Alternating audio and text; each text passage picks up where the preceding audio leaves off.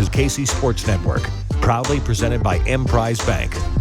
What's going on, everybody, and welcome back to another episode of No Other Pod. I'm Jimmy, along with my good buddy Daniel Kooser. And Dan, for about 55 minutes this week, I thought we were going to get a victory pod, and as we will talk about, it didn't go that way. Who knew? Who knew a soccer game is not 45 minutes? I thought we were done. I thought it was over. And there was more to be had, LA said. So you want to know what's funny? Is I almost texted you at halftime talking about how good things were going, and I was like, I can't do this, because if I do this and it goes poorly, then I'm going to get blamed for why it went poorly. So I consciously decided I'm not going to text him, and then once we see this out, then I'll text him. And but you thought it. So you still thought it, and the universe was like, this bitch. Probably. That's exactly right. The only thing I actually did text you was about an hour after the game. It was one word. All it said was stupid. I know. I think I texted you when I woke up from my 2 a.m. piss. I think that's a regular occurrence? No, but when I hydrate later in the night, I'm usually drinking water on the way home from those games. Yeah. Not any fun. Yeah. Okay. I was going to say, you might need to go to your doctor, because every day at 2 a.m. Listen, I got a baby bladder, though. I do go to the bathroom about once an hour. It's a situation. That also means you're hydrated. Well, true. Yeah. Stay hydrated. It was not a fun game for the last 25 minutes or so. We'll talk about that. We do get to maybe talk about a U.S. men's national team victory and some craziness that happened in that game. We'll maybe hit on that. In that game or in the stands where it was a freaking mayhem. It was a war zone? Fights, bro. People, you see the tweet going around of the dude who's got blood streaming down his head, and he's like, someone threw I think it was a beer can filled with batteries, and it hit me in the head. And he got staples in the head. Like, dude, these are supposed to be, I imagine sometimes like shit popping off in a stadium, and like me just grabbing my wife and saying, okay, let's get out of here. Like, that's what you do. Time to go. Yeah. It's just, man, you think you're having fun, and it turns into that. Yeah. There's all sorts of stuff that we'll talk about from that game. Not to throw a little jab at our good friend Chris's way. I know he's a Cowboys fan, but I did see a tweet that was like, UN's men's national team has now won more trophies in AT&T Stadium than the Dallas Cowboys have. That's true. That is true. Fans. Chris is a very loyal Cowboys fan. We don't know why. We don't know. He just, he adopted them around like the Emmitt Smith era, and he just kept with them. It's one of his flaws. Yeah, we love him and we hate him. It's what it is. Yep, he and I were not on speaking terms when the Packers were playing. No, we were fine.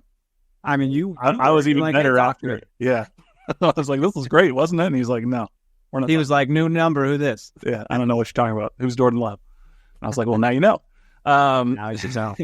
And I look, I would be remiss if I didn't mention it. People see it peeking over the camera there. By the time you listen to this, the game will be over. But I got to rep USC, because USC women's basketball, they're hosting KU tonight when we're recording this in the NCAA tournament.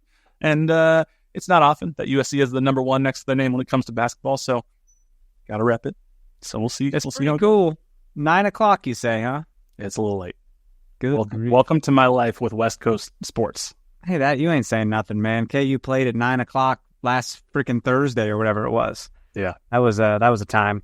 Yeah. So, but before we get into the game, we do have a couple of new reviews this week to get to. You want to go take the first one?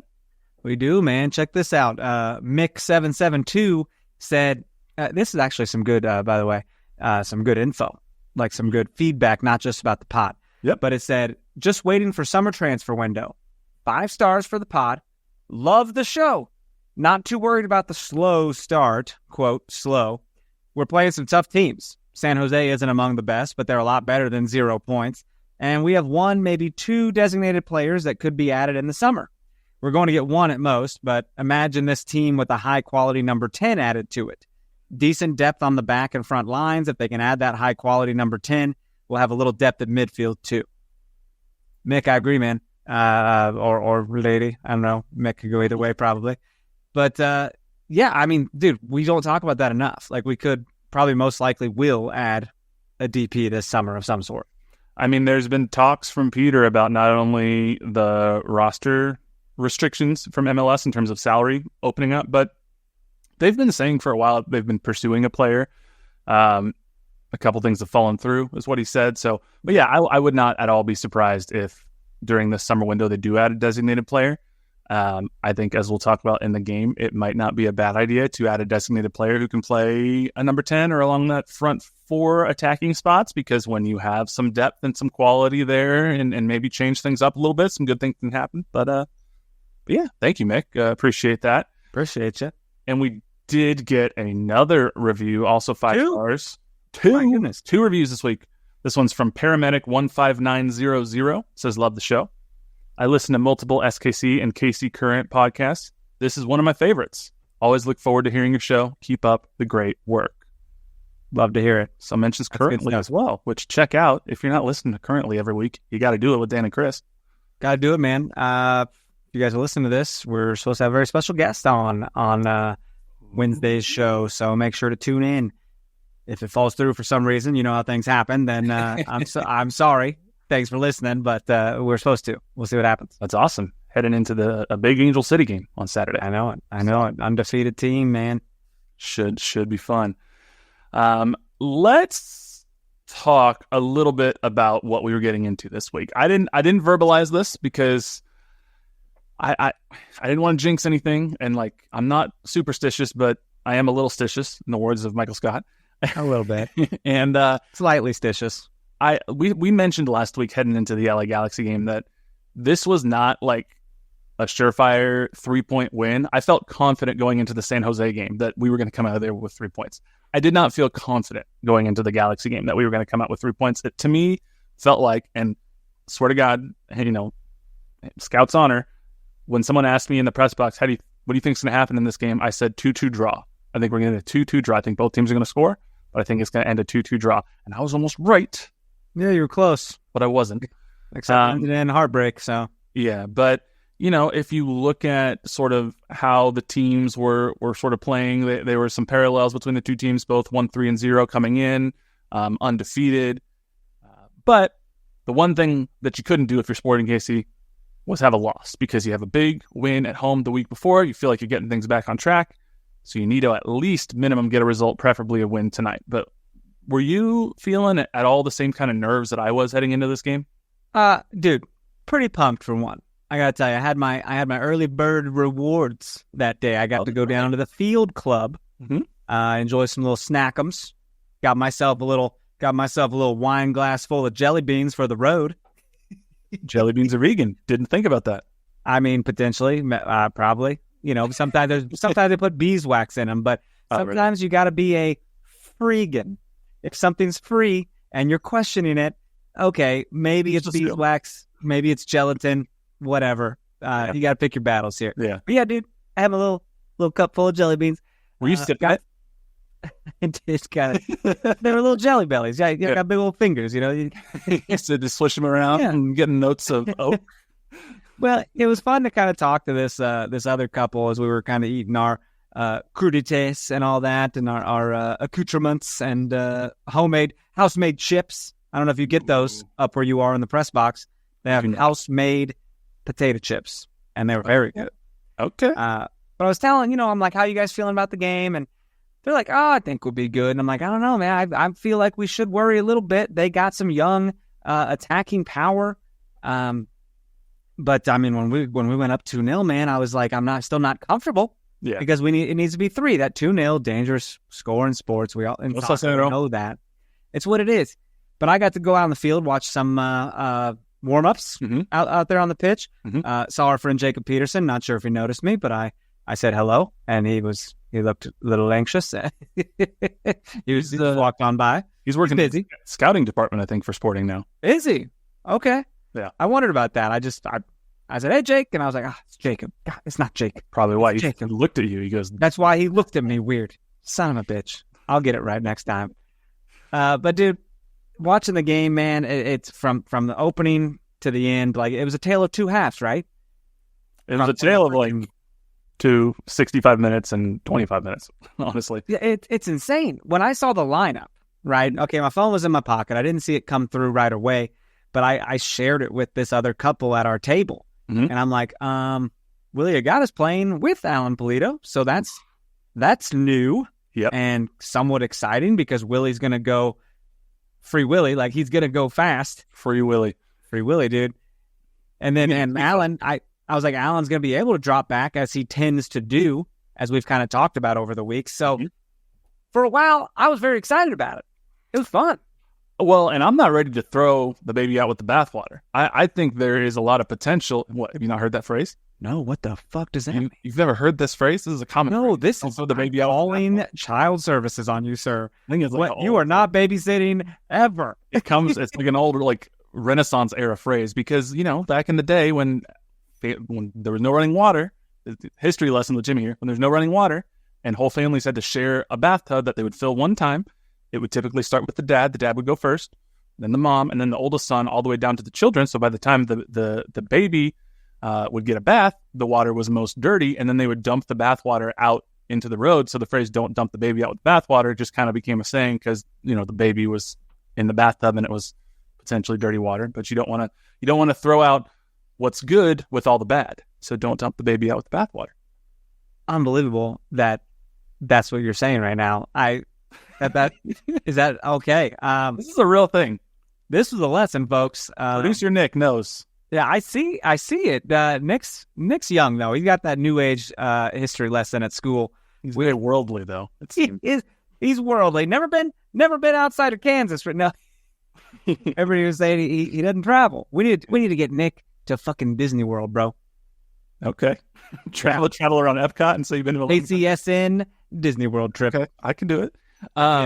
Anyway, what I'm trying to say is there were some good things that came with this formation change. So you could call it a 4-2-3-1. You could call it a 4-5-1. Sometimes it flexed into a 4-3-3.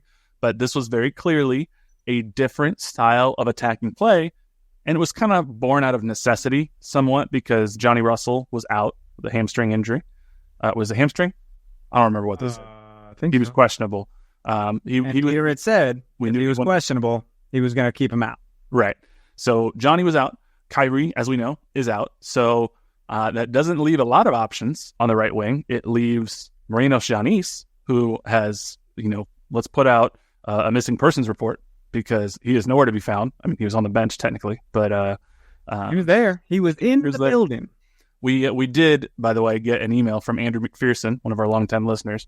I screenshotted that. Yeah, and Andrew said, "Hey guys, what is going on with Giannis? He isn't even playing for SKC2. Is he injured? Just bad? Did he make Peter and Benny both super mad?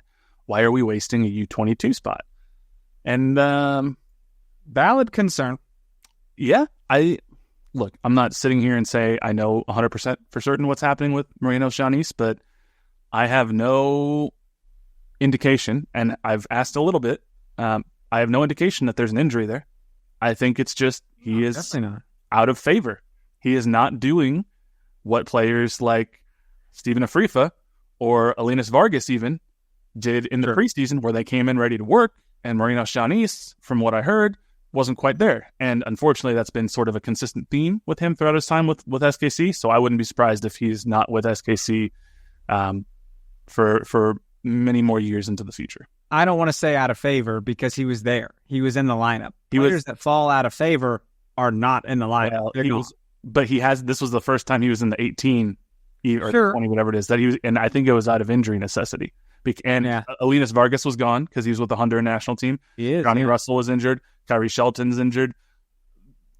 Of those four, Moreno Xianis is the fourth option. The way you're talking, injured, like this just sounds familiar. And I really hope it doesn't get any worse because it's really early. And also, it's too early for people to be calling for Vermees to be fired right now. But I just want to throw that out there. That was a huge thing at the end of this game. People were all, Vermees out this, Vermees out that. Well, you relax. LA's a good team, dude. Every team we've played is a good team, and we've lost one game. LA might have the best midfielder in the entire league, not named Lionel Messi, Enrique Puig.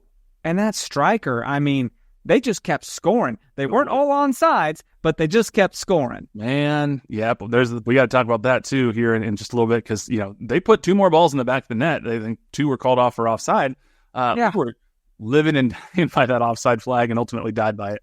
How do you say that striker's name? Is it Joveljic? Joveljic. Oh man, I'm so good. That's awesome. So He's great. Gabriel Peck, it was his first game starting for the Galaxy. He was a big-time signing for them in the offseason. Now, Paintsel, everyone's all high on Paintsel. Painsel's so fast. Ricky Puig. Paintsel just blew by some of our defenders a couple of times. And Ricky Puig, like I said, he's small, he's tiny, but he comes from Barcelona. He played with Messi in Barcelona for a little bit. He's the best midfielder in MLS that's not named Lionel Messi. And he might be, if I were to pick one player in the league to build a team around, I might pick Ricky Puig even over Lionel Messi if we're taking age into consideration. I'm taking Ricky Puig. So yeah, I don't know. There was a lot that happened.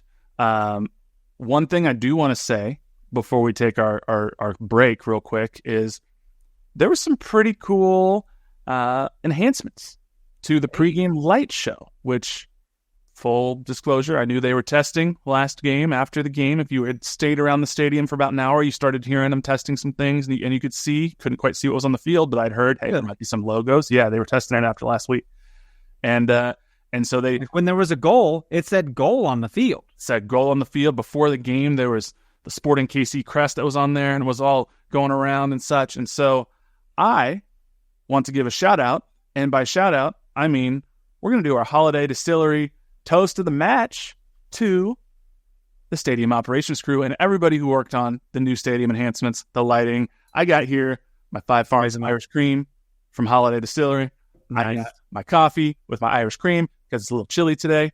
And shout out to them. Holiday Distillery, toast of the match to the stadium ops crew and all the employees who worked to create those match enhancements because they're awesome. Coffee. You trying to stay up till you got a game to watch.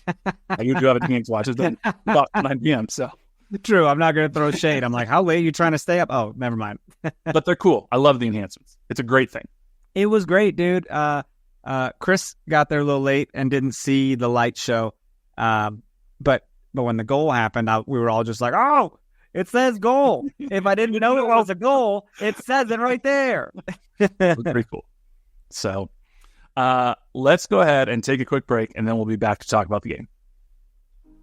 We appreciate you supporting KC Sports Network by listening to our podcast. You have helped us become the highest-ranked Chiefs podcast network in 2022 and 2023. And don't forget about our daily Substack newsletter, the best written analysis you can find on the Chiefs straight to your inbox every day. kcsn.substack.com. This is normally where I would insert some kind of witty story, but I can't get over the fact that we let in 3 goals in 8 minutes. That is all I want to talk about. It is that kind of collapse, dude, where we had a solid freaking game being put together here, a solid performance. I was very excited and very happy with everyone involved. Allen's taking great shots. Everyone's getting their shots saved. Like, we're putting stuff on goal, all for nothing. Yeah, because of 8 stupid minutes. 8 minutes. It was really unfortunate. And Peter had a lot to say after the game. And it's interesting. Some people, I was putting out some Peter quotes, and there's some quotes that they published on sportingkc.com, which they typically do. And a lot of people interpreted some of what Peter was saying as not taking accountability. And I'm not going to lie, that's not the vibe I got from Peter. There have been times where Peter has certainly sort of, said that, we played really well, or this is on the players or whatever. I don't think he wasn't taking accountability. Some of the quotes that some people took issue with, there was one in particular. He said, "The sky is not falling, but we gave away a really big opportunity tonight." And I thought that's a pretty reasonable and nuanced assessment of what happened. I had some people that were like, no, giving away a 2-goal lead, the sky is falling. I've had some people say, see, he's saying that this was on the players. He should have said, I gave away a really big opportunity because I didn't change up tactics.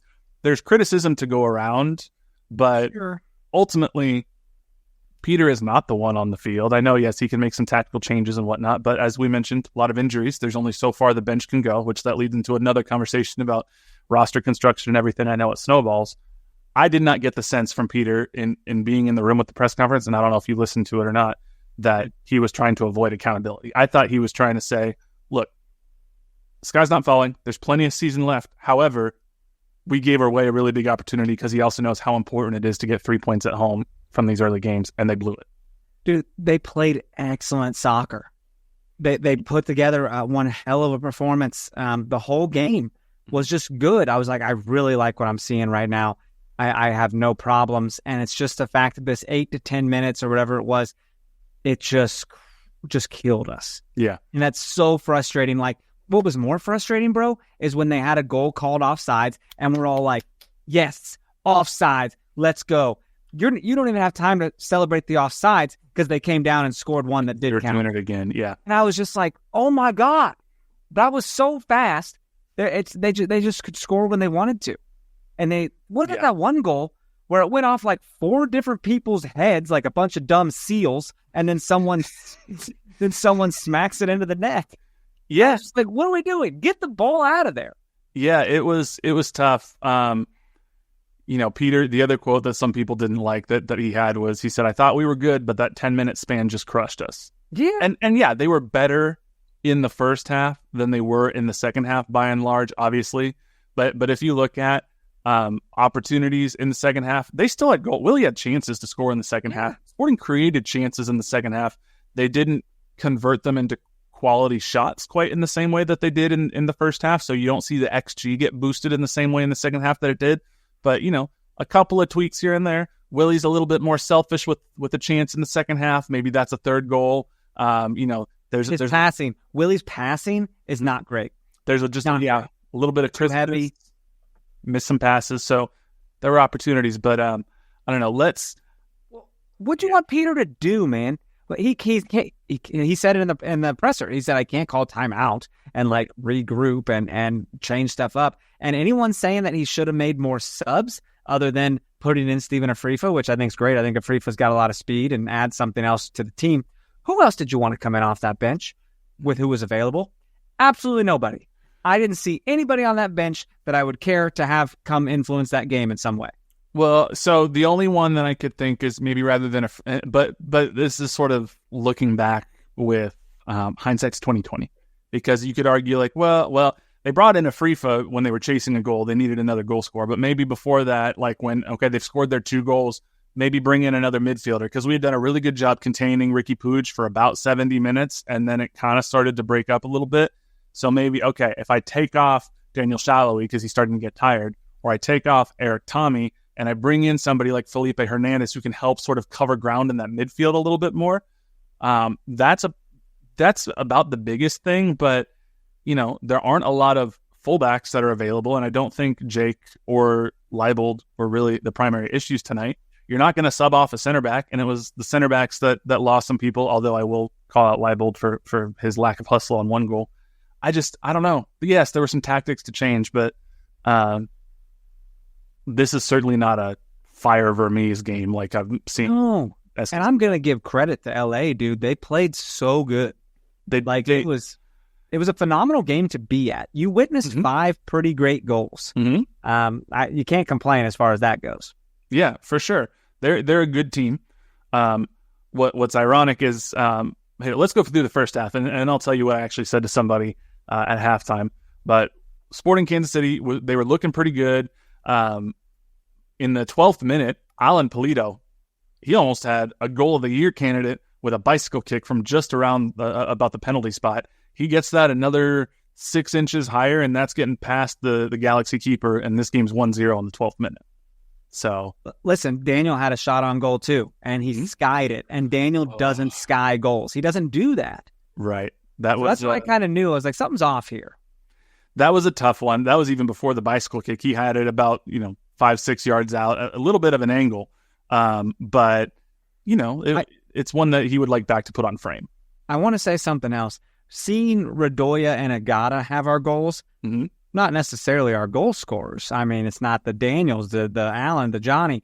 So I just kept watching Daniel and Allen because you kind of knew they were hungry. They're like, well, I need to get a goal. I need to contribute. It just unfortunately never happened. They had opportunities, but it wasn't quite there. Allen was a little off tonight too. He's not been super sharp this year. You like Tim Leibold? I'm not ignorant. I like Tim Leibold in the attack. He's physical too. I think Tim Leibold leaves a lot to be desired on the defensive side of things, which unfortunately is not a great thing to say for a defender. Yeah. But I mean, we're missing Denbei a little bit, obviously. yes, But Leibold, I'm not mad. I'm not mad. We'll talk about it when we get to one of these other goals that they scored. But there are just some times where I don't see Leibold hustling quite as I'd like him to see. Or I'd like to see him hustle. There's other times where he gets caught a little bit too far upfield, I think, because he's so focused on the attack sometimes, which is, to be fair to Leibold, part of Vermeer's system is the fullbacks push up in the attack and sort of overlap with the wingers. I don't know. Now, he did have the one great run where he just ran basically down the middle of the field and ultimately took a pretty decent shot because nobody on the Galaxy decided to step to him. So, yeah. Hey, more power to you. He's got a leg. Oh, yeah. So the Galaxy did almost score in the 29th minute, and we didn't have a player to choose that we felt we wanted to choose for our toast of the match. But if we were to choose a player, I would say it's probably Tim Melia, because in the 29th minute he fell to his right. He blocked what could have been a goal off of a set piece, a header that should have been a shot across the bow for Sporting Kansas City. He blocked one at the end of the game too, which would have sealed it. It would have been 4-2, and our staged comeback that we're trying to have would just be over. Yeah, this was not the faults of Tim Melia. No. Tim Melia did well. I mean, there's only so much that he can do when he's getting, shots off set pieces or free balls in the box that are kind of making craziness happen.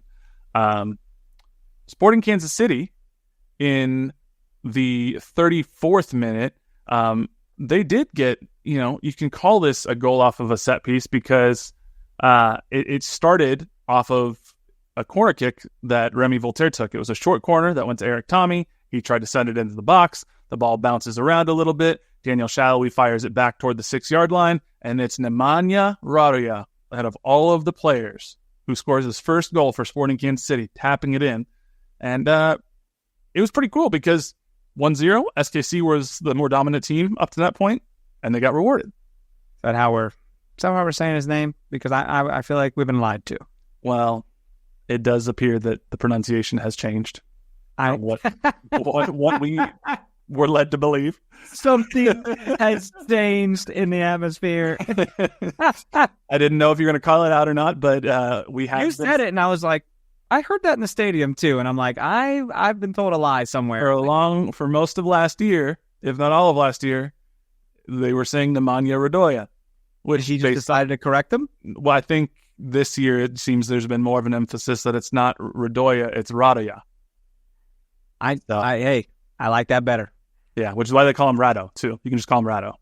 Radoja sounds more like if I was Brad Pitt's character on Inglourious Basterds, Nemanja Radoja. Yeah, so he's Nemanja Radoja. Okay, I'm in. So, but hey, he got his first goal. Yes, he did. Not and we're scoring off corner kicks, dog. What is happening? Yeah, this has been almost the exact opposite of what's happened for Sporting Kansas City in years past, where they weren't getting a lot of goals off of set pieces. Now we have one off of Danny Rosero against San Jose.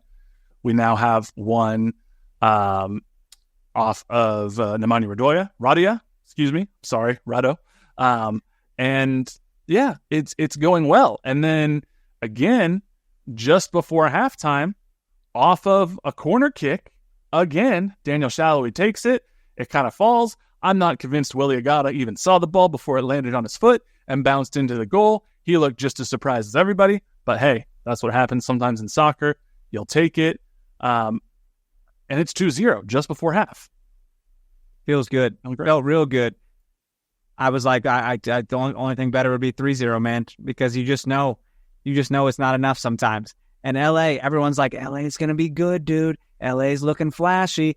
They just haven't won a game yet. Mm-hmm. And they might be good this year. They might be something to look at and look for them to start climbing the standings. Yeah, they look pretty good.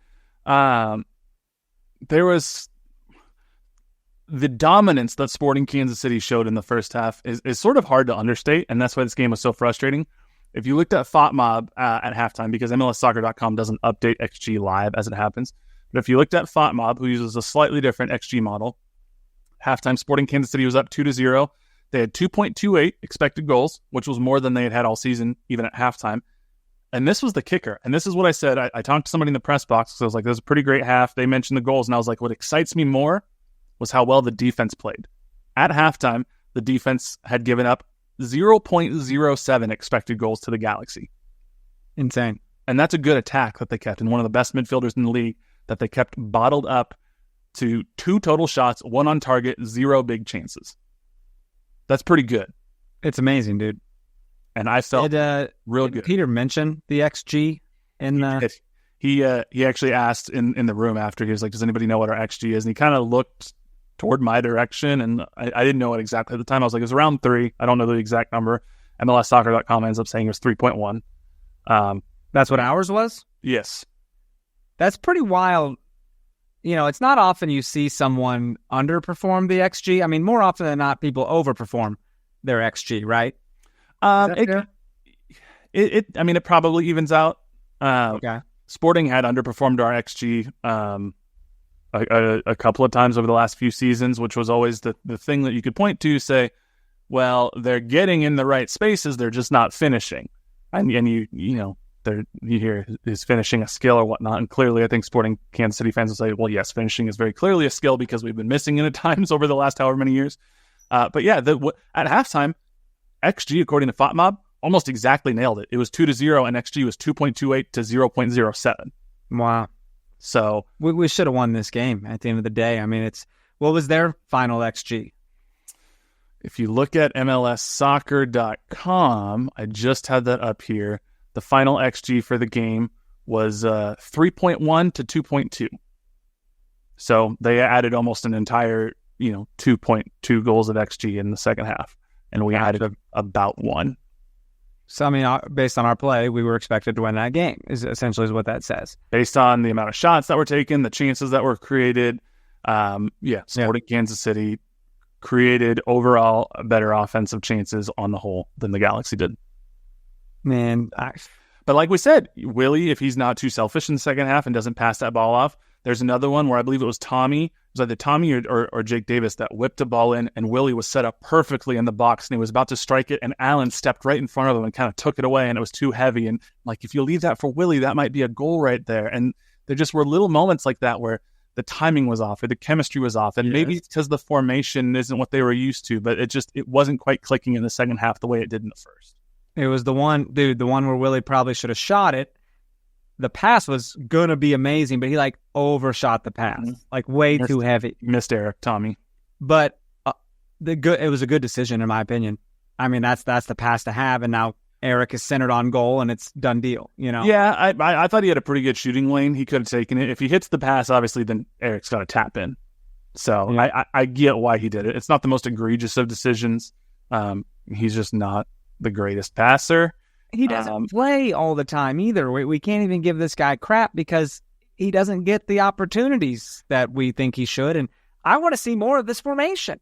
I don't hate this. That's the thing where I meant with the whole don't throw the baby out with the bathwater thing is this formation created by nearly 3 times the most XG that Sporting KC has had on the year so far.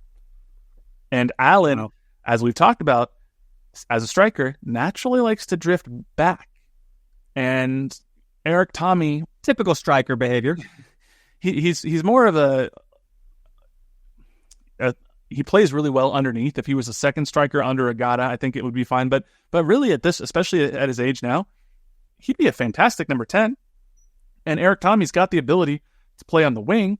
Johnny Russell, I know he's the captain, but having the ability to rotate Johnny and Eric Tommy on the wing, or Johnny Shallowy and Tommy across those 2 wing spots to keep them all fresh, because Johnny obviously is getting a little bit of an injury history now over the last few years with his age. Shallowy at times has had hamstring or lower body strains. So being able to keep them all fresh, especially with Leagues Cup, would not hate that if we saw Polito and Agata more often. Now, if you're going to do that, then you need to find another striker. You need to find another number 10. You need to find somebody, maybe you had another winger, to bring in the summer transfer window, because you can't have Agata being your primary striker and Polito being your primary number 10, and they're also both, your 2 best striker options as well. Something's got to give. Sure.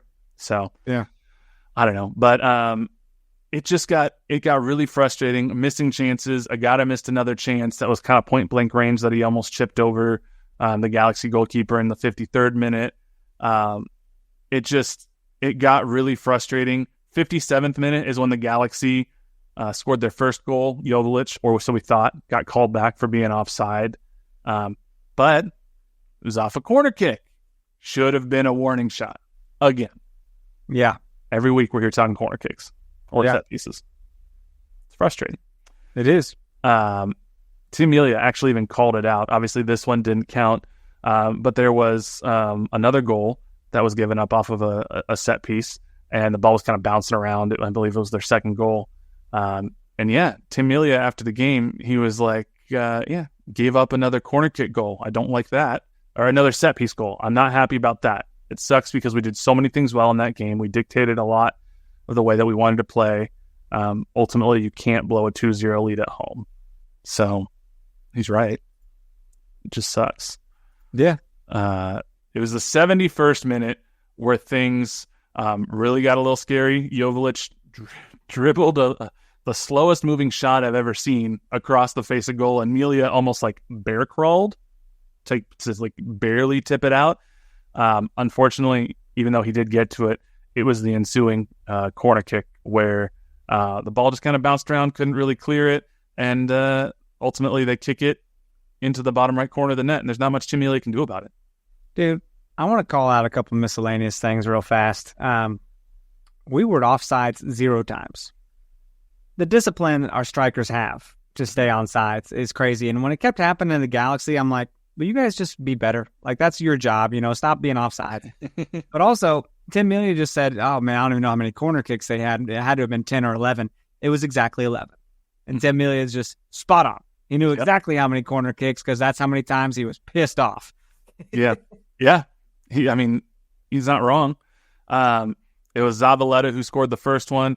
And then there was another goal that Joveljic put in the back of the net, where this one was weird. I've never seen this happen. It ended up being blown offside.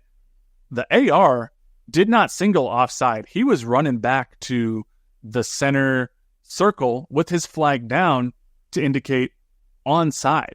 It was the center referee who raised his arm and was like, no, that was an offside. And I don't know if he got something in his ear or what, but it's very strange. You can see it if you go to the highlight package that MLSsoccer.com has put up. You can actually see it happen. Where Joveljic scores. It's at about the 4-minute and 52-second mark of the package. You actually see the ref running back, and then center ref puts his arm up offside. Now maybe the AR, offsides, right? This one was. This one was also offside. Maybe the AR said something into the center ref's headpiece. I don't know. It was interesting. This one was offside, but then it was just mere minutes later where a very similar situation happens and they do get their second goal. And now suddenly in a span of like 4 minutes, it went from 2-0 to 2-2. And now you're just hoping that you can salvage a draw. Because at that point, even though it would have felt like a loss, at least you would have gotten something. Bro, momentum was on their side. Done deal. They could have went up 2 goals. They had every right to do that. Because we were looking like really on the back foot. Like, okay, how do we deal with this? They're coming hard and fast. Didn't matter, man. We didn't have enough. Yeah, it was really hard to watch Joveljic do almost the exact same thing a minute apart, where you got lucky where he was offside in the first one, and then he just did it again in the exact same way. And then just minutes later, Jake Davis, goes to ground in a way that he probably shouldn't. Peter said as much. And once you go to ground and leave your feet, there's no recovering. Ball sent across the face of goal. Marky Delgado's there. This is where I got pretty mad at Tim Leibold. He just was trailing and not at all running with Marky Delgado. It's initially flagged offside. I don't know what the AR was looking at again. It was very much onside. And, at that point, the rest is history. Good times. We all had fun. Nobody got hurt. Did we? So unfortunately, Sporting Kansas City falls. That was not a game. This was not a scheduled loss. This was not a game that should have been anything less than a draw. Peter Vermees was obviously unhappy in the postgame. He was relatively calm, but he was unhappy. And it's just pretty frustrating. And now they got to go on the road to Toronto, which is not going to be an easy trip. The last few times we've played them, it's all ended up in draws. And Toronto just beat Atlanta United 2-0 last week. So I can't sit here and say I'm feeling overly confident about traveling up to Toronto. The next 3 games, I'm not confident. I could look at it right now and say, man, I could see us losing at Toronto. Oh, I could see Portland coming to town and beating us. I could see Miami coming to town and beating us. And the fact, I don't think I feel confident enough until we play St. Louis on 420. Smoke them if you got them. Smoke them if you got them. Toronto's a pretty decent team. They've got 10 points through 5 games. That's 2 points per game. They don't have a crazy attack. They've scored 5 goals through 5 games, so their offense isn't the best. They've also only allowed 2 goals through 5 games. They have a very stout defense. So what I will say is I feel pretty confident that if Sporting can put 2 goals in the back of the net, there's a pretty good chance to get a result. But that will be difficult. Toronto's 2-0-0 at home. Like I said, a very stout defense. This is not necessarily going to be an easy one. I don't know what the weather in Toronto will be like, but it can obviously be cold there, although it was pretty cold this last week. Obviously you go on the road, you hope for a draw, but when you drop stupid games at home like you did against the Galaxy, some of those road draws have to turn into road wins, and this might be one of them where you got to turn it around. It'd be nice, right? I mean, we'll see what happens, man. Yeah, just because with Toronto not being the high-powered attack that Sporting KC has faced with some other teams, there is an opportunity, I think, to steal this one on the road. If Sporting's attack plays the same way they did this past week, defense just has to get it together. Series on the whole, Sporting has 14 wins to Toronto's 4, so Sporting definitely has the advantage there. They've won in Toronto before. So, if last year's Sporting KC team could go on the road and beat Seattle on the road, this year's team can go to Toronto and do it. I'm not saying it will happen, but when you lose dumb games like the Galaxy game, you kind of put more pressure on yourself to go do it. Exactly. So, I don't know, man. It's pretty frustrating that this is kind of the way it went. I'm ready. I mean, we got to think like the players are probably thinking too. You just wash your hands, move on. We got another one coming. It's too early to be this pissed. You know what I mean? It's just the way that it happened. That's why I'm so like, oh my God, that's frustrating. But it's way too early in the season to be mad.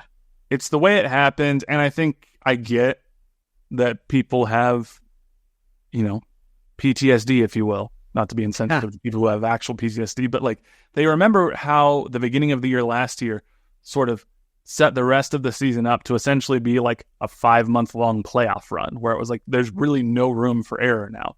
And so missing opportunities like they did on Saturday where you have a 2-0 lead with 20 minutes left and you blow it, those points can come back to bite you quite a bit once it comes playoff time. So I fully agree with Peter's assessment. The sky is not falling, but they gave away a big opportunity. I am not sitting here calling for Peter Vermees to lose his job. I know that they're still actively out there looking for a new sporting director type position that can do more of the roster construction, recruiting to allow, which would still report up through Peter if the structure is the same as when they hired Gavin Wilkinson for a week. But that would allow Peter to focus less on that and more on the coaching. I think that's what a lot of people are calling for. So I would like to see that happen sooner rather than later. But if it's me and I'm the team and I'm the players and I don't want to hear more of the outside noise, go on the road and get a win in Toronto. That'd be nice, man. We'll sweep, see what happens. It will. Did you watch any of the other MLS games last week? I know it was a home game, so you might not have been able to catch some of them like you do normally when they're road games. But I got some takes, man. I got some takes. First of all, Red Bulls might be good. Red Bulls might be a decent team. Beat Miami 4-0. Yeah, well, it was a very rainy game too. There's no Lionel Messi. Yeah. LAFC also might be mother. LAFC. They're good. Yeah, they're very good. They beat Nashville 5-0, I think, in the worst loss that Nashville's had in their MLS existence. And Seattle bad? Seattle could be bad. Seattle not good. Yeah. At least not right now. At all. They gave up 3 goals to San Jose, who gets their first points of the year. Granted, it was in San Jose, but this is and Charlotte beat Columbus 2-0, the reigning MLS Cup champions. There were some weird results that happened in this week of MLS. So wild, man. They still have not won a game. Neither has Austin, though. So that's interesting. Yeah. And again, because MLS playoff standings, not that we're, taking these as gospel now because there's such a long road to go, but Sporting Kansas City are technically still in a playoff spot as of this moment, even with the disappointing results. What's very, very, very frustrating is if they would have held on to that win, they would be in second place in the Western Conference with 9 points instead of the Galaxy. Instead, they are in 9th place with 6 points. Just frustrating. It's always nice to see when you're up higher, of course. But like I said, everyone, this does not matter right now. This does not matter. We're still at the point where one result can flip the table almost on its head. And we're still at the point where, even scoring 2 goals and a loss should be confidence builders. You scored 2 goals. Mm-hmm. That's something, There are positives to take. I'm all about it, man. I noticed the early stages of the U.S. Open Cup are off and running as well. Yeah, there are some interesting results that are happening. I love seeing those teams, by the way. I love seeing the teams I've never heard of before. Those are fun. It's also fun to see Austin fans calling for Josh Wolf to be fired at an Austin FC2 game that he is not coaching. But that did happen because they are unhappy. Yeah. Because they lost to 4-0 SC. They lost to 4-0 SC on penalty kicks. There were just some interesting results. Unfortunately, El Farolito, a team from San Francisco named after a burrito shop, beat the Portland Timbers 2. That's a burrito. That's a burrito team. That's a burrito stand.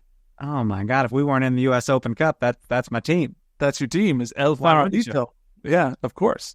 That's like when that team that owned a liquor store, they had a beer league team, and they were in the Open Cup. I love that shit. Yeah. So I mean, there's still a lot of fun results. Des Moines, they are the team that signed Sasha Kljestan for the U.S. Open Cup, which is weird. The Des Moines Menace, and they advanced on penalty kicks 5-4. So Sasha Kljestan play. Sasha converted a penalty kick for the Des Moines Menace. So he's having one more run.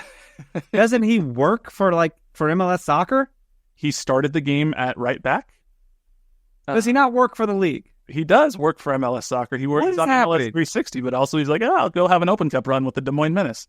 I'm going to go play a game real quick, and then I'm going to show up and do my job.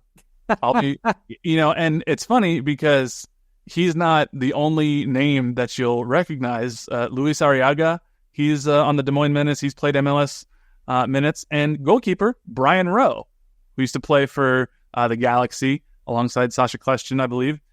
He's also for the Des Moines Menace. So the Des Moines Menace have just kind of grabbed a team of old players and yo, should we get the band back together? You know why this is fun? Why it's easy to mention those players? Because they're the only ones who have pictures on the game lineup. Exactly what I was doing. It's these are the ones Mm-hmm.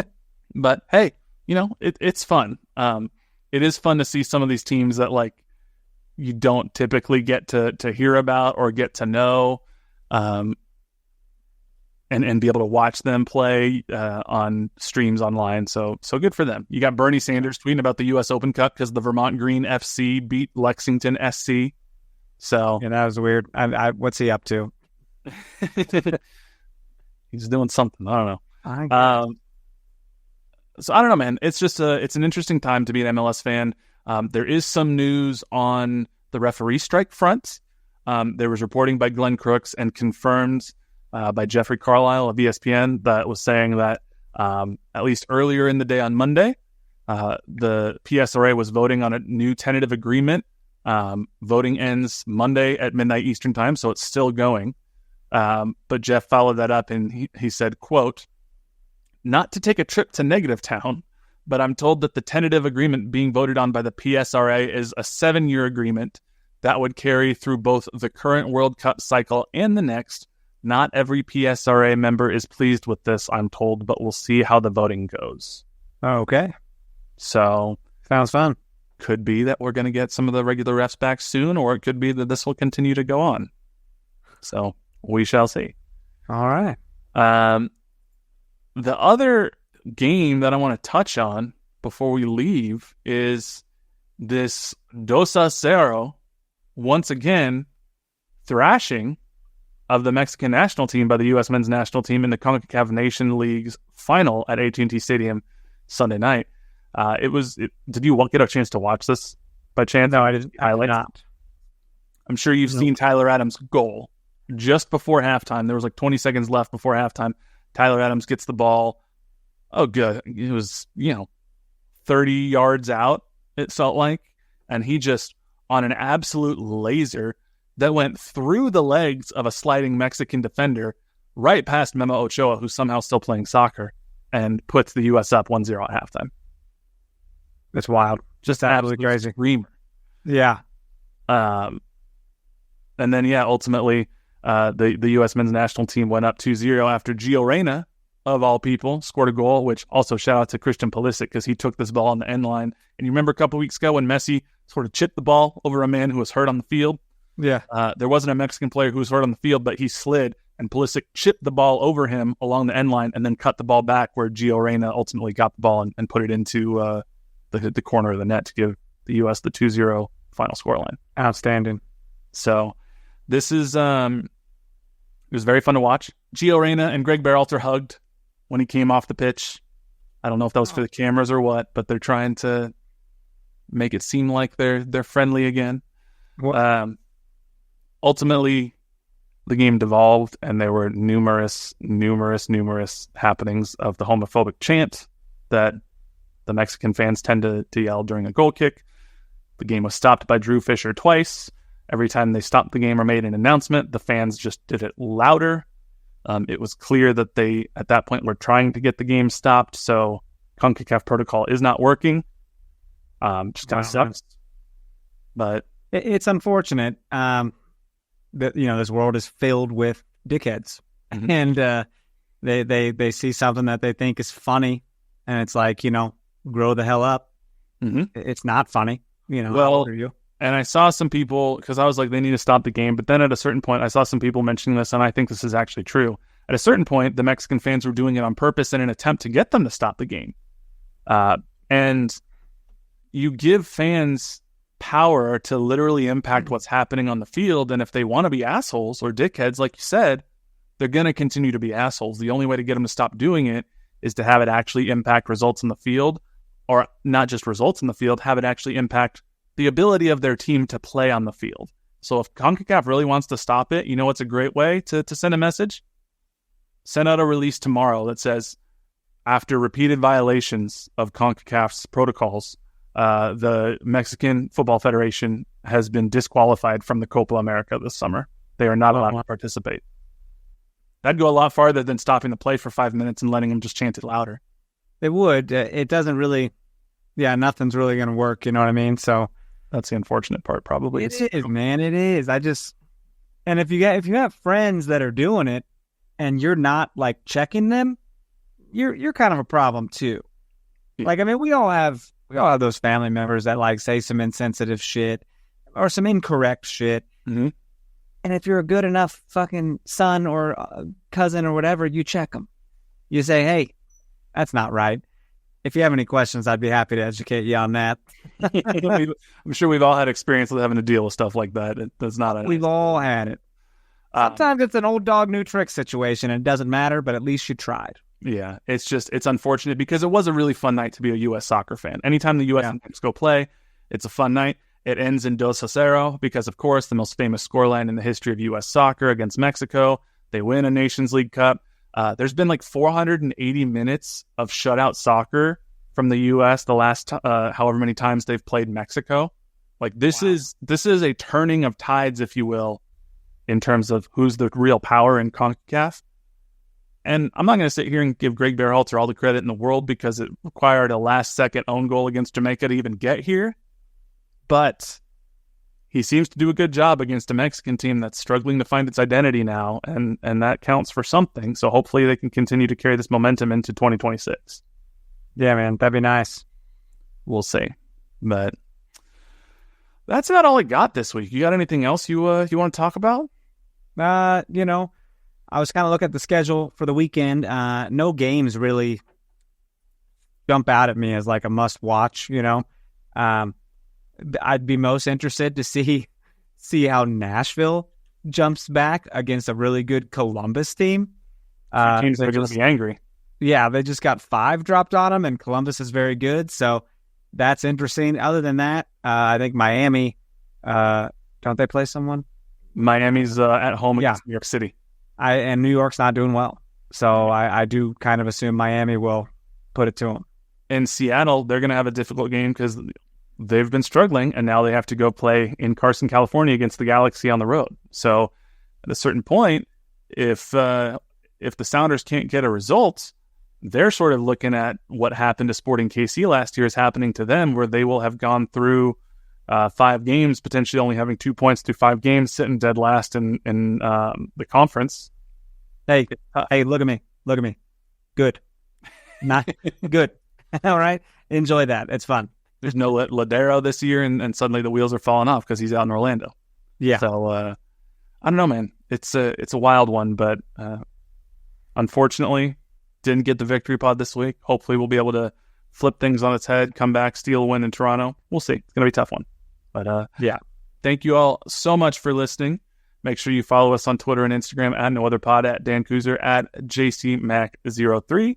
Send us an email like Andrew McPherson did, nootherpod@gmail.com. Leave us that 5-star rating and review on Apple Podcasts. Check us out on YouTube, KCSN Soccer. And make sure you check out Currently. The Current are just crushing it. They beat the 2 top finishing teams from last year already, and now they got another good one on Saturday. So check out Currently with Dan and Chris before that game. But until next time, he's Dan. I'm Jimmy. We'll catch y'all later. See ya. I ain't afraid of no ghost.